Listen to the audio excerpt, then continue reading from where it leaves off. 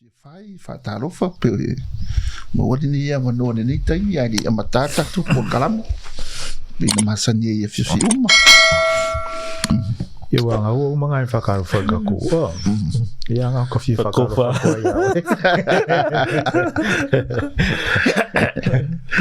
ia lagu wala lapa ia ufa me whakarofa ka kua po kalamo ori si mea lea umi mengi po kalami aka ai ngia whai whakarofa ngai whakarofa uma le pēne ia umo i whango wadu li sia whai kula umaror whakarofa umaror kua ya di la lapa ia whakarofa ia nei afiafi na atatou Talanoa se Mataafa tāu o le temoni ia o au ia o ke le Kere fifi Purane me ka o ke mo ia ar fisini fo ngale nei afiafi mo tātou fo e iai se pule al Kerisiano na te tuli ai le temoni ia wai keli fo e Kerisiano o kulke muki iai fo ila ko team fa piko ngi me ia le ala se kala le Talanoa le Uso o la se manatu le Talanoa le Uso le nei afiafi pe iai la se pule al Kerisiano e kuli ele me ngi o ke muki ia la fokia le lua vase lua nei afiafi la se lu manatu tatu fisili amata le nei afiafi e wa ole ku ka makau ampe ole ku malosi nga ia langa maka mai ku ka makau o pastanga vale ia ia ilo le fo ko e mo mai ole anga de ke ku ka makau lo nga ka mo verso le so le ngo fo piko ia os kasi ele nei fia o le ke kilo ele mateo na se fulu fa e pue valo kusa no siga pasta I think I say is in fa punga e valo ya normal context ia ona le a inga rola ia male kuspa ia a toa ila uva ai ile mele tu sa mo siga pasta o kala Yesu nga fals fulu nga e o fa malolo mai me pena ma la vea ko mal tulte fe eu to fa malolo ye mai fa male pele fe po evalu ka pus fulu mate me olai fa tu ye uoti tuli temoni ua maua fua e o to fua e fua inatu fa samo fa Britannia freely you received freely give ia a meanga ole fa mai le pela fa tu yoti ne pe on fa ku ase ese mai long context ia on fa kalo la ia fa se tala ia a lava ia meanga le kolunga ko e fa malolo ma ia o le ke va ia la mol mawina al menga o fa male pela fa tu ye woti mal tu temoni ia o fili fia ngioki am venga fa o context le fa ko ila Talanoa Yesu yo na so ia ata to fa tau ile tu si o longa luenga ndato mol mawina la ia le emoni e me fa penga nga tupu o mela ke mo le loko mo tato vai temi o sili fingi le pela nga mama ise Kerisiano ia pe fia fo ingi o kinga fa ko Kerisiano longa kolulo fia ngi ke mo nga ko Kerisiano o le kofa fo ngani pe afa fengo fia tala e kusano si if you require yes or no the answer is no o le simia pe o kakalo nga topi lava nga o Yesu leve mai ia avo ne la ve le kala nga fa pe au fu te ina i matoi e fa o so songa ia a fa merkara kuspa ia o sa kangi o le fa so o le tempta ia mal tele lava o mea e o ngoma fuli e so manatu ilele ai ele se me va penga mai le ai fuse o tele o mana tua wa ka kele lo kuspa ia ko o tele o mana tua po ia se va nga o kuspa ia o ia se fa tonunga to pito il Kerisiano po mai se pule il Kerisiano e fa nga at the same time ia o nga mata la mai lo le Kerisiano awang underestimating al Kerisiano ele le malosi ole ki apolo mana fainga le faingi pe ole kala a le tua le nga fai ia Satanic do ingala falling ma inspired ole malosi nga sakang not everyone will accept this, but se me ele fai ngo fing tal tono se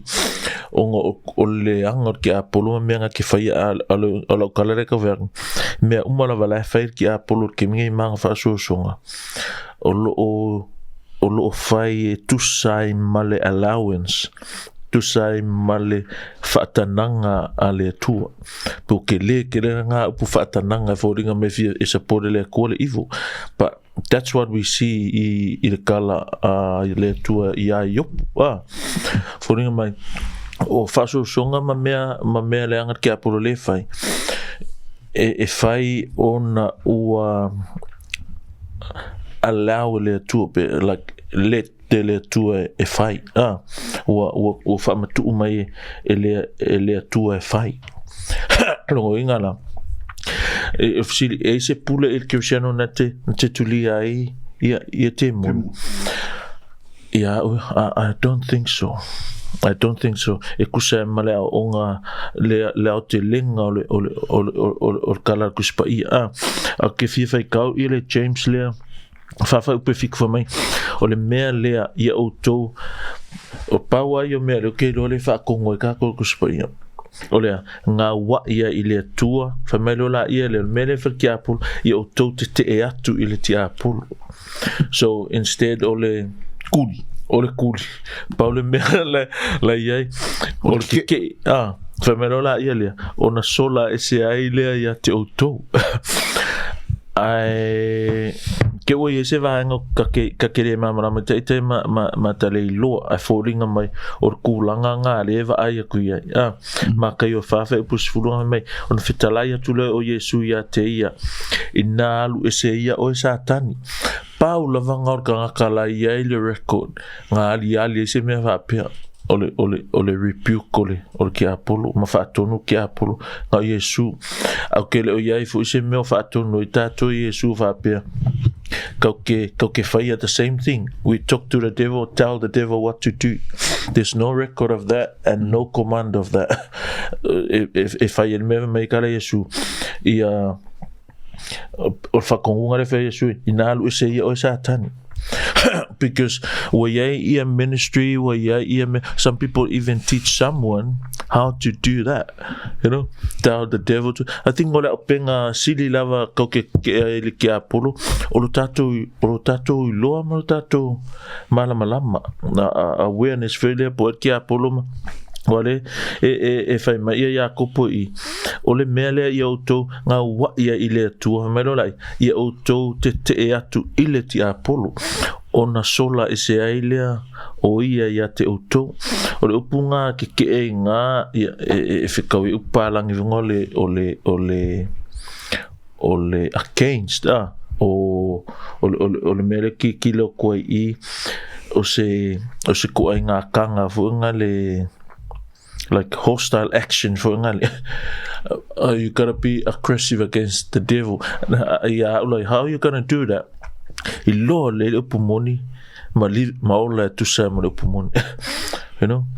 I think ele ki apolo po anga longo le ase me e afir ki apolo il ko nga mele fai ke mingi mai pe kuringa ki apolo nga from kara this go to where and stay there so go to the room yeah I don't think ya singa mer ki apolo e lave la vera nga me Yeah, and come back to Recipients. Yes, pule il Kerisiano na te tuli ai temoni. E kusa mga verses ng Efeso. I can't see anything like that. And then that step was another question. Do we need to have some kind of power a rebuke kia polo? Yeah. Na lo le fisong mai. Me sini lo ma wa ku lo sangwanga e le mfaila. E Kerisiano. Wow, yes, scripture for ingale o lo finga we ka ye ma le fie kuliki a polo. Ile kuspa ia le ma fu ingala ko fa nganga le kuli ki apo. Wa ngai fe me le pule. Ile pule anga ku fa longo da farding anga mai. O si me ya po ma pas. La fo ko ya o du ambai. E ya fa pa pe o de singa me ke wa de mai le scripture. Ngai ele me nga. Eu é com fama na po ali context so de scripture le e nga fo I wa ya ai tu ia ku ia au. Ka ko au audience e mai le scripture le nga la ko e fa ka ngai wa le o mo ki ngo fo ile fia filo songo ya ele ma faila Kerisiano ole menga e karapenga Yesu le keringa Talanoa le Tatupu ile Great Commission ne fe mai Yesu yo tu fa no mramaso pa before that le fe mai wa ya te au le pule o tu ina mai te au le pule ile langi malalo langi fa mero Yesu o te tu ina tu ai o to e o so creo la por persona que fai mai au ia ngisi milonga atangata ile me kuri a pulo obviously yeah. Sad to say I can't see that anywhere in the scripture or yes ministry fapio se ministry kurkemon bo se mea tangi ai fapia o se mana fapiko o se pule fapitoko manga ya tato te fatonu e pe rebuke kai pe but I'm scared it sounds nice le mele or kuri ke mongi por rebuke ke mong but at the same time okay pule au because I can't see anywhere in the Bible o tu mai ya lo ia I fa pe se fa tonunga po se ministry ya tato apan mai le ma ke yo se fulu nga le nga kan fai ka wa fa pe va o la fa tonu Yesu io na so ia au fulu o ila me karngo ai ngar so ia pa o de context o de mele ka sulu ia o fa pela aplica por Kerisiano o sili o kolunga ma kilkile ngar fa male pela o le fa tu o timal kurkemon ia ola fa pela va ongale kupurunga mea o le fa ku o kiaso ngi e folinga mai e fa pela ngale kupule mea o kurkemon wa ese aspects we gotta consider here. Ja, nem ka over ku TV of aku met is yoki o Amerika. That's for entertainment. Ale se me rapena. Pero me ka fa ku ngale ole le ayos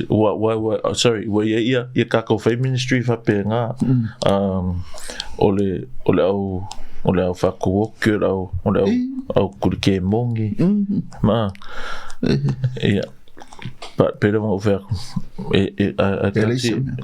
onga kongor kuspa ia si fa ko fa pe ia ala kan ka fa pas because you see aspects e konga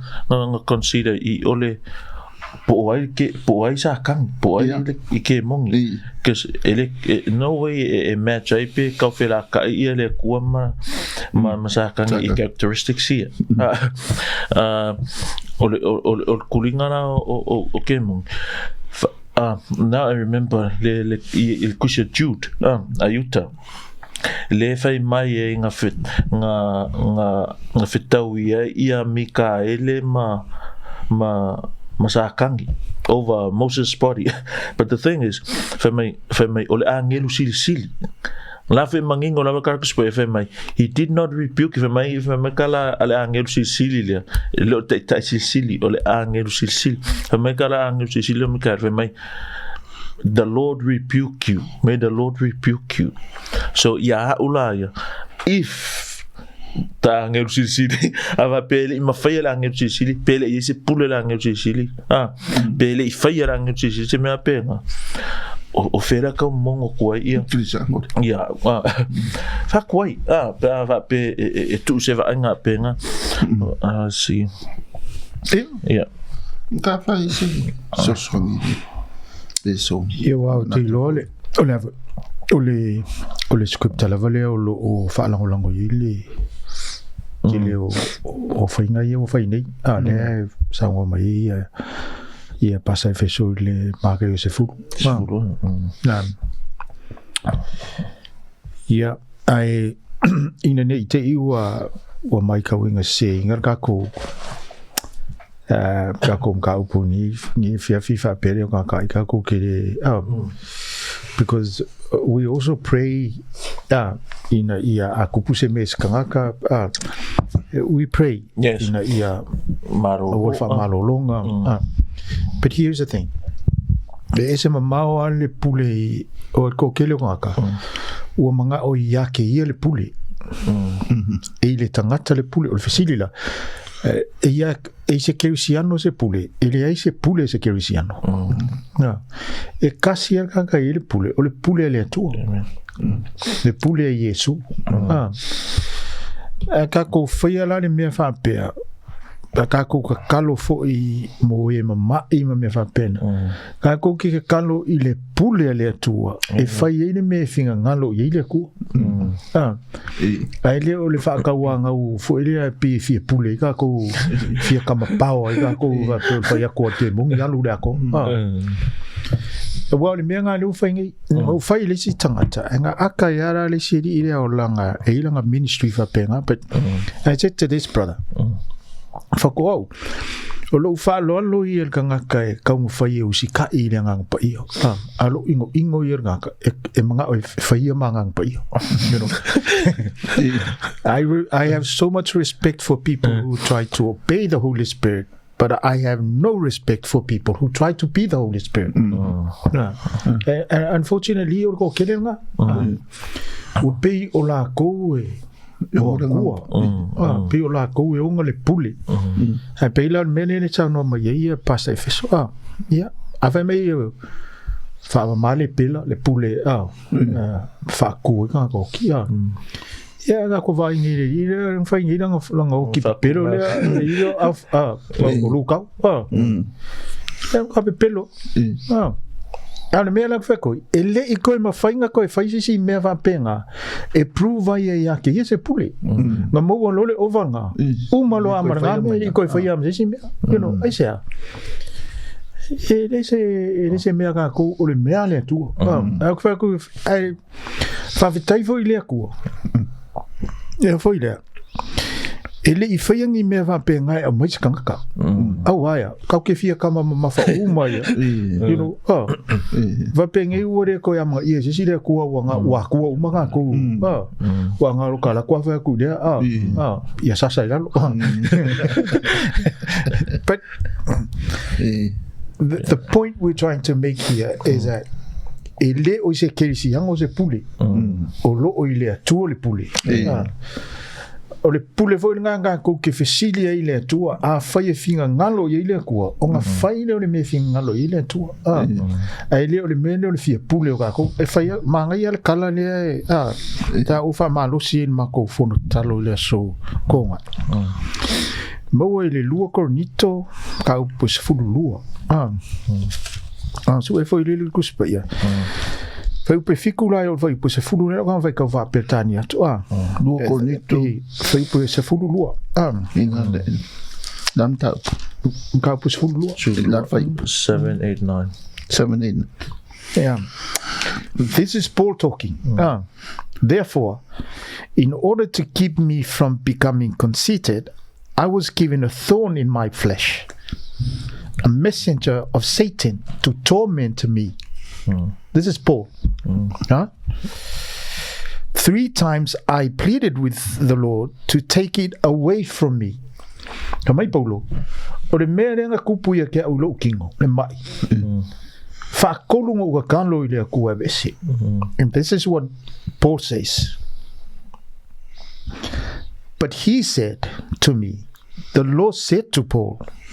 my grace is sufficient for you. In other words, for my Paulo, whakolunga ua kalo e vese le mea, e whai mai lea koe ke ua lava lo ulo whakungo e ke olai. Koe pere mai. Koe pere mai. You know,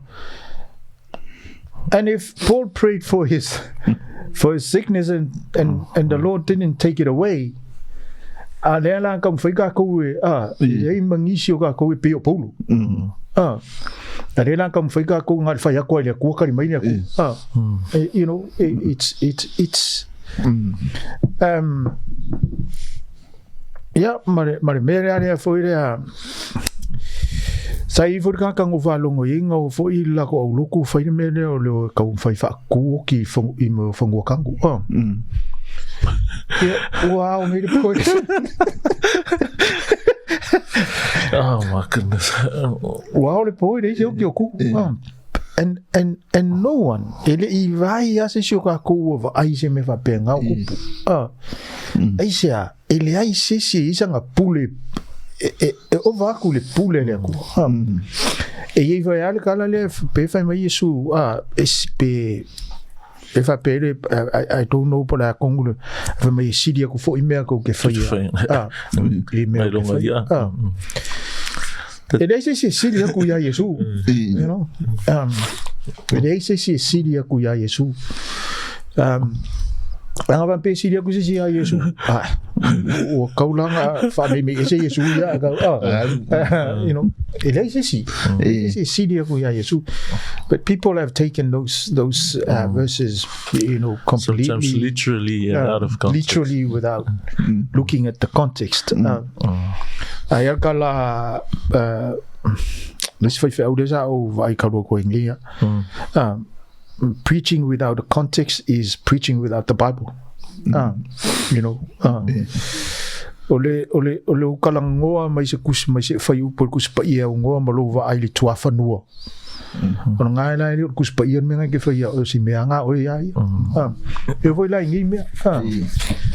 Because o kele ngi me e fai fa pe. You know, so what we're trying to say tonight is elese pule se Kerisiano, o le pule le akua.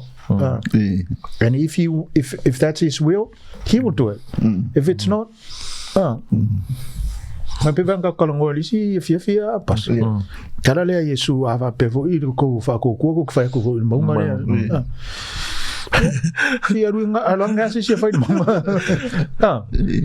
But this is people taking the Bible literally without knowing what Jesus was talking about. You know, it's funny. It's in Mali ke ormelia ongo o aveo se me ka kelim ka me vungale. O peia ala ia la le kuspa ia o peia ala ia o nga kuspa ia but ele se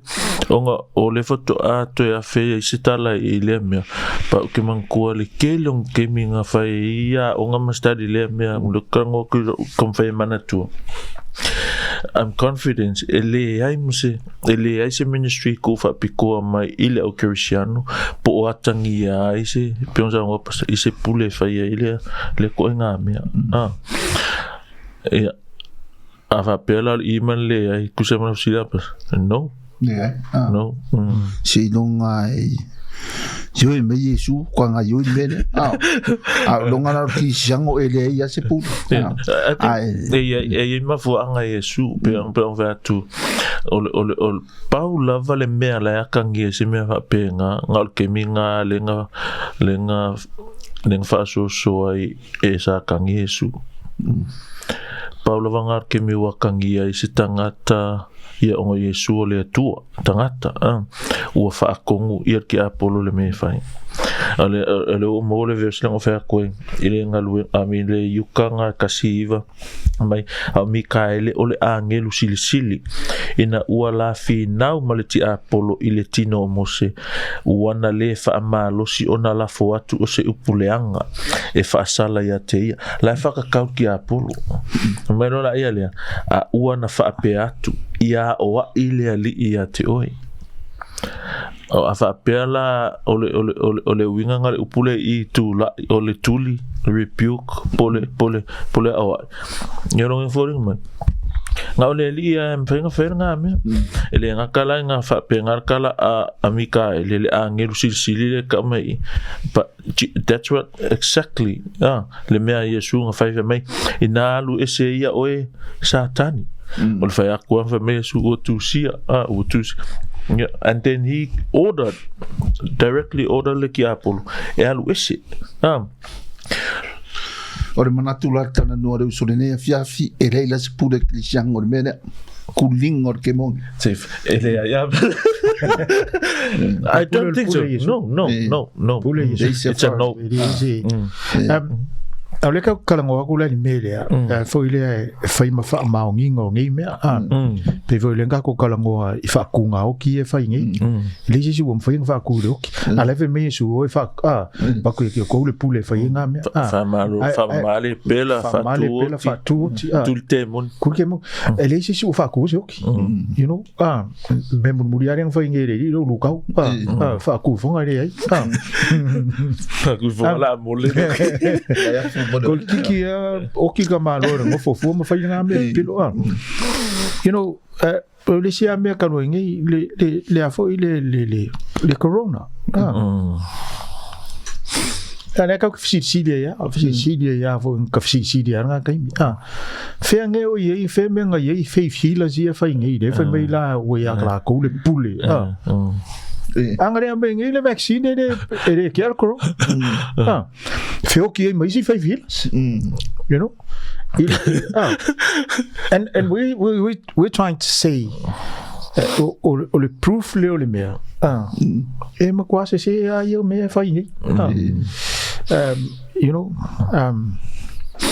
kongo o pe manga o ko kele o fia Yesu ko kele ai ngalo e kasi ya Yesu e ko Yesu walingo o fisilingia le fisili le makanga senga ngo fa longo ye de melia ngalo ka kama fa kudo ya tuli le nai il po ya o hanu fa ko fa au mele ai o ki ko sa ka ko fa kudo ki ya o kudo la inga fiu fa ye de kudo ki pero melanga le o fisilingia a fa me ko su marka ko fa kudo ko usulo eu queria dola ya eu não fazer ai wa pero vinga o lengo fisilingia e ai la se pule Kerisiano Ioane ora ku ngai di fa ku fazer ai nga kudis ana wa fa mai o ko su marka fa kudo Ari pasa you know I've got two brothers who recently died and both of them were faithful house you know we pray but ele va oia ele fina ngalo you know so no one can say to us we didn't believe you didn't have faith you didn't have faith no one va so ninga ngi le ke le pekiro si le fia mali o stasio fa le tua al fife au fa ko ke lo a very young lady mali cancer everyone is praying for her even we prayed for her and she died you know o le winga e ala ngi me fai mai si o le faonga le pule al Kerisiano o le me fai faonga le pule al Kerisiano fa malo lo ni ga tava pe le o mani no me venga e ringa ka de fi ye ko nga kala va pe nga pilito la ika pe le wa fa le au ngai lo ka marka ko ia fa nga marka ko nga fa ma ongi le tu e pule ale na pe a ku po me va pe nga fa mai le ia ka ko le fa nga le pule nga mai le ku ia fai aku vo ya malo mesini le wa akangia mai fo ima motino fo ile tulanga ya la kaki ai lai fa pe fa per filinga ya le tato audience ole manato le Talanoa le Uso ye fa manulu ko e li se pule Kerisiano la dembia si long dua ole ande wingo de kala le fe mai o sa kan Satani ole atua ole neila lola 2 Corinthians e pe mai lungo le lua Korinito i lona mata upo fa ile fai upo fa ya o kam kaua e ngai mai ole ya kuspai ole neila langi nale winga ya wa lunga le la ya le vo ye First Corinthians 2 Corinthians 4 verse 4 2 Corinthians chapter 4 verse 4 Paul on mele ma tu tele fa vai ai o i mato o yele nei favor ina ualo faina i mato a ua mato la fo i mea lilo i mama hai ele o sava vali male ami o pipelo ele o fa filongia i mato la fionga le tua a ua fa iloa mato i mato i le loto futia i fo tangata uma i lumo le atua i lo matou faali atu le upumoni a fai fo'i ua ufitia la matou tala lelei ua ufitia ia i e ua fano mai lo fai upe fa ua faatau soina manatu o i latou o e le talitonu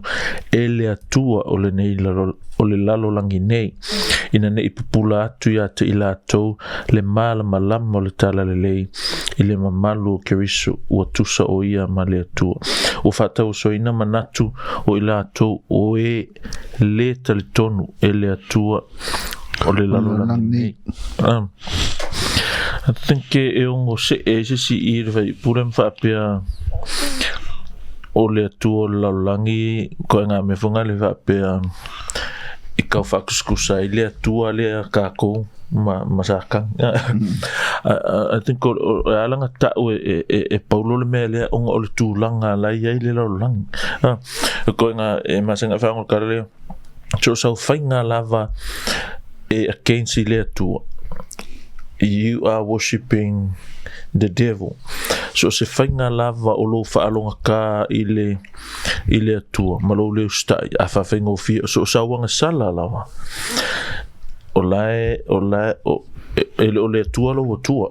ko inga o la whunga le pere le ola le ola le lang deliberately lava nga kaka e upu vale ma fai le atua o le ala me kana paulo o kanga e le taltunu fa me wa tau so ina ila to ele atua o le neila langi o ngaka o meka ko you know when we say God o me e saulo ma fa o le tapu inga ava pela o fe me paulo le atua le neila langi what that tells us of the world and Satan this is the object of the world's worship o ile aluanga ia ile kapo inga pe o tato tonu fo ingi su tato which is ole me fo nga okay ele se me ka atheist now we say atheist lo ngol upu no God but yeah we personally there's no such thing as atheist or atheist o longa tua it's himself or his ideology his concept of life e ui la vele o ka o se ko o I la ve me polo o me na ka polo le fa o fata waso o ele tel tonu inga I sulu atu ile le malama o a fa pero foi me polo le atu le nei la lang ya ui o le winga nga o le kala o ile ka umala vele tel tonu le atua o lo la tua le o ki apolo io ai Pavape sa o Chris reference here John 12:31 ngata uai Yesu o he's the ruler of this world o ia le whaanga yo ia uma ia mea e ui lava when we say o le ruler e le whapea o le o koe ngā me funga le ultimate ruler of the world. Langa God is sovereign. Pe ka kwa ku se yopu nga o mea uma fai e sa kangi nga fai le fatananga ale tua. O le pule foi la le ruler nge ia sa kangi. Ya o la fai il full aware ale tua. Awareness ale tua. Na fatanga ale tua e ele fa vau. Pe ka ko ele fa vau e o markeme pe ku se fa alinga e castai e la fo inai ile le pafi male Ioane sufa korsfulu o le si foi ka unga same thing, ruler of this world o le neila lo lang lo inga la e tu sai mara ofisilia pasa por ale winga nga kala. I think simply o le winga nga o Satanic o le tua nga ole la lolang o kangaka ele o talia mai lo le tua ma le system ale lolang a kakova aile I alunga le alungi porque ko nga monga suile kula fong e fa solo a nga mako I mamao ese akua I le loku male la lolang e fa solo kwa nga mako I peia se mea out of this world il Christianity markus pa ia ma onga mal me la we kula fo lang e ke fia la u ia ma o a create kala de ka o polo ia sa kangi o le tu o le nei lang ya makala Yesu the ruler of this world. So who's really in control of these things kimini o kalfeng of fear o sa kangi ale sa kangi ka ko ai me umale fa nga solungi kal fa sur pico yo a onga I America I mangi Australia e fai ka kalu kemingi you try and do that in school so who's really in control o le filho le tua que Apolo o kusala markalanga ia Apolo ia nga kalavave ko apas que o pasi ko over ko se kala markus pa ia I think ko le winga nga o le tala a Paulo le fa pela nga la ongi victim mai ka ia le ka kong fa bo victim mai se no e fola ko sa le menga fa ka inga o kala Yesu le fa ile Ioane korsu luiva mai o le fa sala fu ile nei ina o mail malama ile lo langi a tangata sili lo lato mana o ile poliuli na lo lato mana o ile malama a wa le anga lato wa mio a le fe mai rungo I o fa ka waso ele tuol nei lo langi nei pupula ko ele le malama so both ways ya uya lo kama I ma fo fa o le winga kala a onga o afa peo le kala fungale fe mai o le me ia lo loto nga ia le o ya o lo tuanga afa pela le la langi umangi without Christ whatever is moving them controlling them feeling them that's their God aka avilia long kongunga or master la ngo fo mai ko oi Satani manga fenga kau fasi kau faleanga le winga nga kara Paulo lo ulo ia ta fais mana tu foi le visite pe o o mo le mai a foi passa Efeso le kali o la ofisili foi le wa pe o le upule pe milimilo le fesili le o le upu world ia wa kasi la langi le luangi la langi and we also believe that o ka ko ka tununga o le atua e ona le la langi malava o le atua fo I pule le la langi malava e lava e au fiai makaka ile ka rikongu e lava la ko kele fa ilo inga ngamia so o le ala lisi la langi ni ko ava I pule le atua la langi ko o fe la lisi la langi le pule ja kangi And that's when it makes a difference, because now it's talking about the systems, the philosophies, the beliefs, not necessarily the creation, but or systems, my beliefs, my philosophies, ele karikongu ile tu. Mai lole Paulo o vaenga langa le langi langa le pule saka le kuwa ya Satan. So peyo ngai e mo ile pule saka senga o le mele fai mai Paulo ele fai mai Paulo a me o pule saka i me nga fai ele kuwa po le fofoanga le tu au le fai mai Paulo o me le karikongu ile kuwa pe on sa no pasa Efeso systems, beliefs, philosophies on never pena me la nga le lo langi la nga le fai mai o sa kangi o me e foi le pe vivi e lo makapo i kanga ka nga me ya sa kan pule lo sa kan in me ia mai ele mana tu foi mai ele wa family nga lo sunga o mo dia ia wai mai ele son mai foi mai to talanga tu o le winga na le o le pule le sa kan e mo e le sila langa pe le wi fe me o tari to fainga system si i ka ka ye kari kongu e ka kongu de ri ya o nga kongu la le si fe sa kan ye na mai le la longi nga le si fe sa kan o le la longi ya ko o le ko nga o le ko pule le tu wa manga yang fa me ri fa yupunga e ngai la foi le do con to fa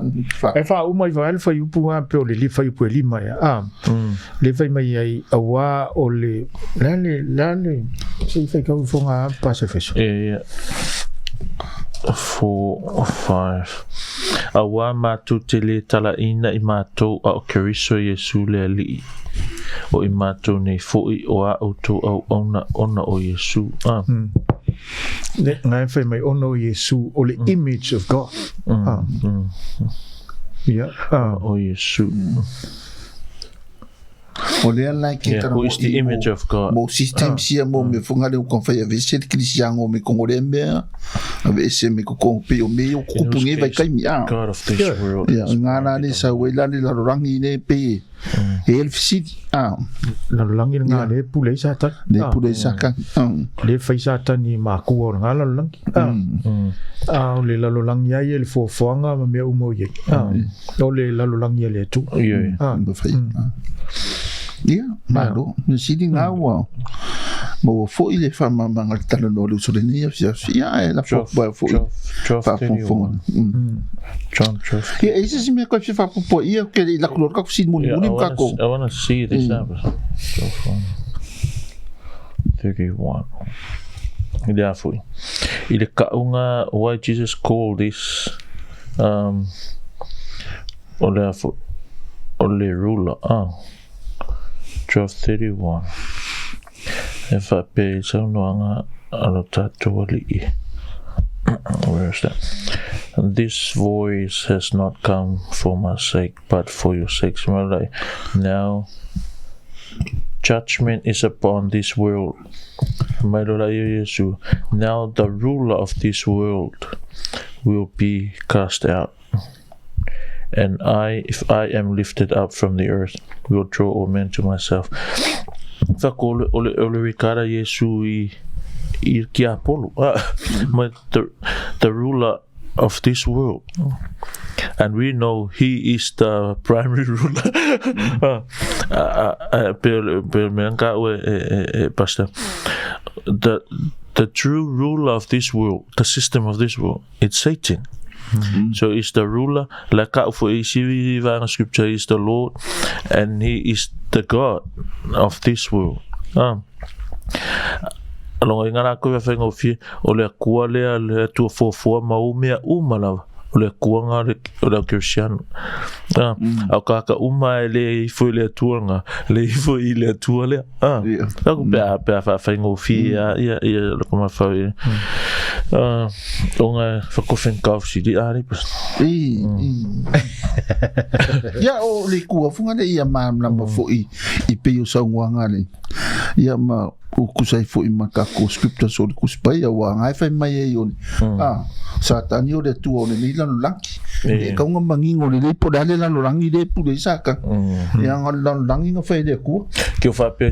O le ai la o saka nge le kuanga. Ai le mai. Ko nga me fa penga. Ane la fo dinga mai o system so nga ma me of su ya I u le ko ka ko ngoi le ku ka le na si fe na langi nga saka ya. Langi nga le si saka. Underworld. Ia per me funga de fatia le o ia. Salo la ka ko ka ke fa per si longa dua le le o mau ki ngongi ko nga la lo langi ne e pulisa kan. Ia ka ko fa uma ko si long ko le ka ko maro ro fa ne fe. E ma fai la sa kan ni ona I loa me I tu o yo tato loto ma fa ma me o tato ma fa Pe lo saka. E lo saka. Ia wanga pau ka lenga ke do mo me on. Au le ku. Ia le fe la siling ia pe lo masakang ia me. Kiri fia pokori o saka. Kusa karinga ro silinga fai men ia pues. Pa wale na te silfia me nga le tu. Ia karinga nga ole tua ele ma fa ja kan ele lo a fa ngo firano como fa ngani fia fingi ka usanga ka nga faile nga luenga le angare sa kengo fa so fa si ele ka makia wai lo sa kan me kili ka ko wa ma sang sa kan ka ko maru si anga ka ko vai nga ori si me e mangingo e lava ele ro sa kangi me kongo ka koma fa because ele omniscient ele omniscient ele omnipresent for ele ya sa kangi me uma fa pe le tua ka ingala pela o le kusinga ale alfenga in kuai 1 King 8 39 le fe mai kala fa pe mai fe mai ia just pa ia e fa fufunga mai le langi o le mea o lo e fio ai le fainga ile tu ave merai ma e fa mangalo mai ma e faia ma fo ai mai I tangata te to tasi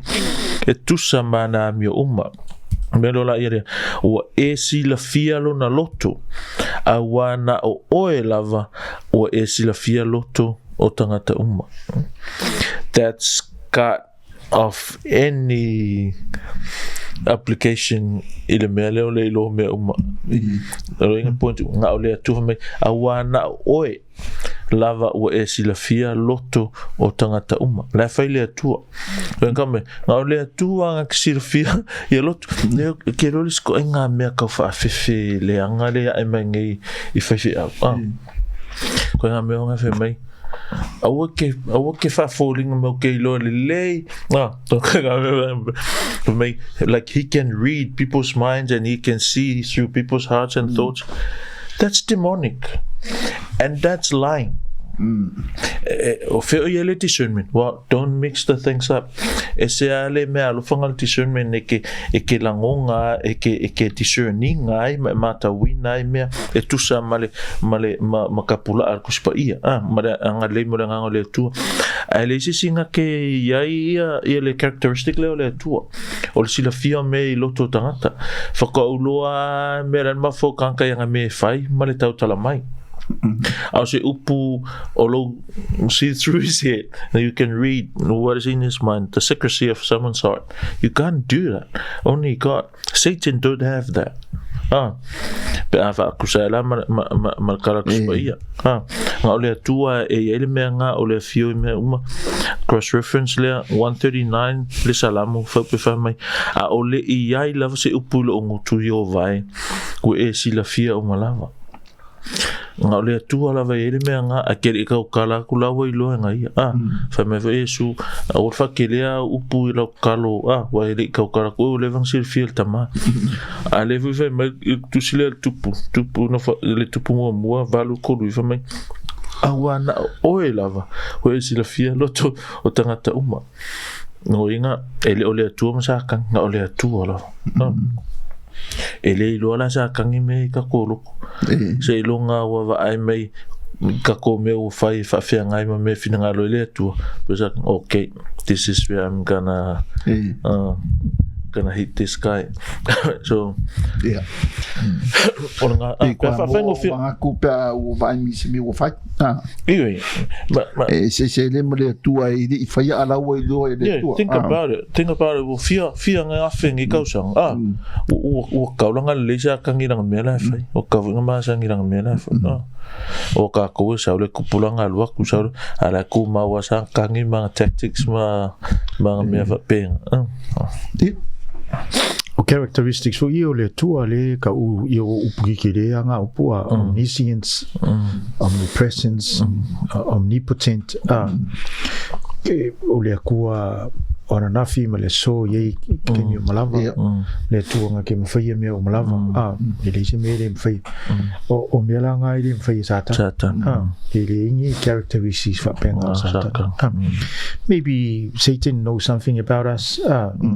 but he doesn't know us all for all of us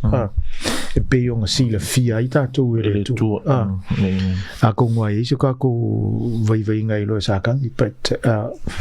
e kele me ya ta tu e ngakele lo e pe ona sila fia ita tu ele tu wa pe fai o ka ko nga fai ele tu e ka kaula ngai lo ele ku me uma ya ta tu ai ranga lai ni fika ko sa kan so he doesn't know for yes. You know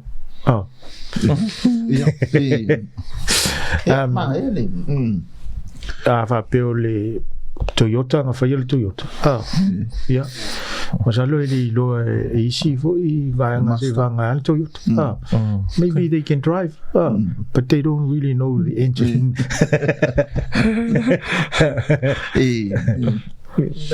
so me fa pena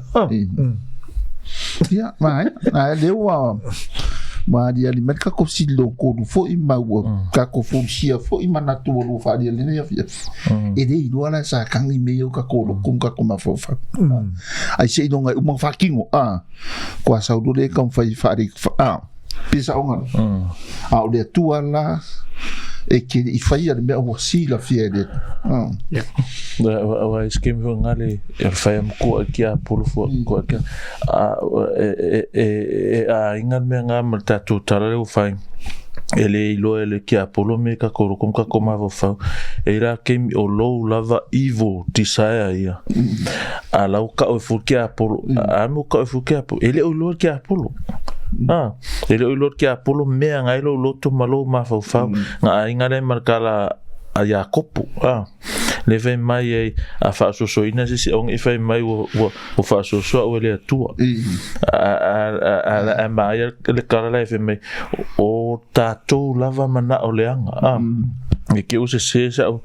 fa mkalanga a silia kakova ai kako umela ele Jacopo kasuku ko fo man fa so ko fo me nga le ku al fa so me sa kani ole ka fai ko le mea inga ia ma o tile kala le lor ki apolo me o tato lotu kasi sukul fe mai ia kala James fa mai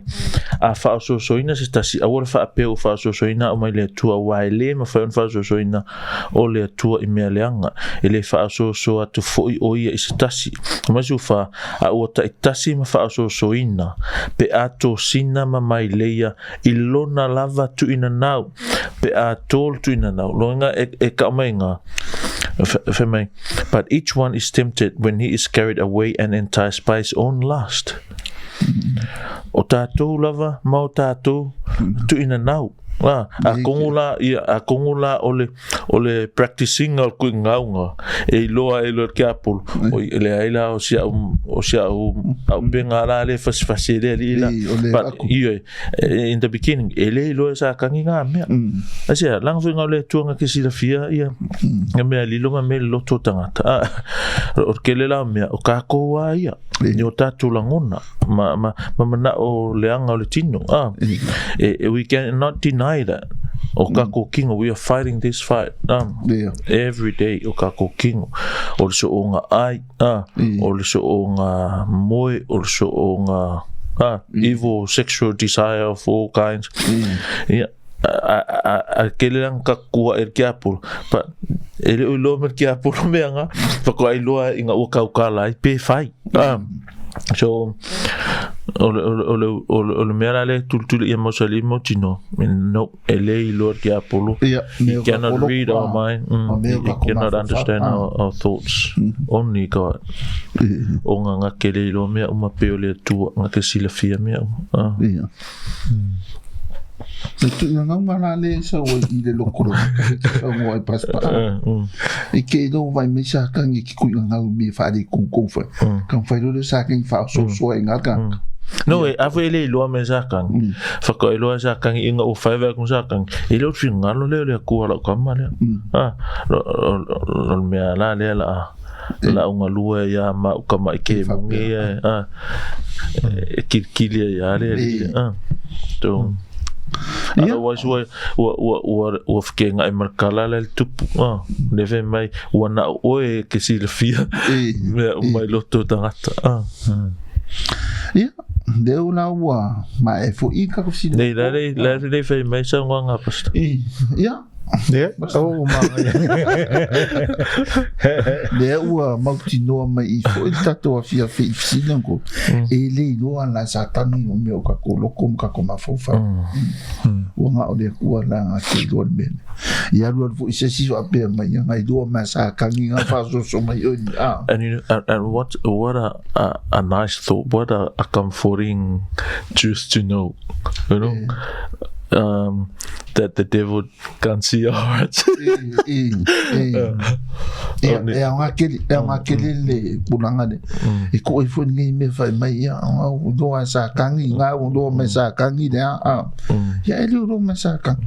O ku nga ngari do. I want to mix up the maps. If I so sa kangi, if I so da o ma kin fa so but of silly. E lo sa kangi me tato lo to ma fa or kali ele ya. Pero we lo sa kangi we ka ko ka pa u ai ma fia pa so ai lo ape o si me yang sa ngo ngi fa pero ai kele ya ala ilo ma ya sa kangi no ka vai venga ya so le mene vai mai ngu ai pua ala pe va ya ga ko fule anu ka kanu fe fa ma no salam me mangingo ngara mo ko imara bala maleja ka le winga ngara ka ka la u vai me isa ka ni me ke ko ngara ai dingi me ka u de ko in fa so ma le o fa me na pe da ko nga be nga la va me ke ma e ko ra me afia ya i ko la ya ma ko ya yeah, but you know, Mari, you know, how many people who have died because of that? You know, waka koe pe ka uruali ia meia ia kususiri mare de onga mana nga noile me nga loi kama imera pisinga fa nga merkia kuinga nga wele loko ai ni me de ku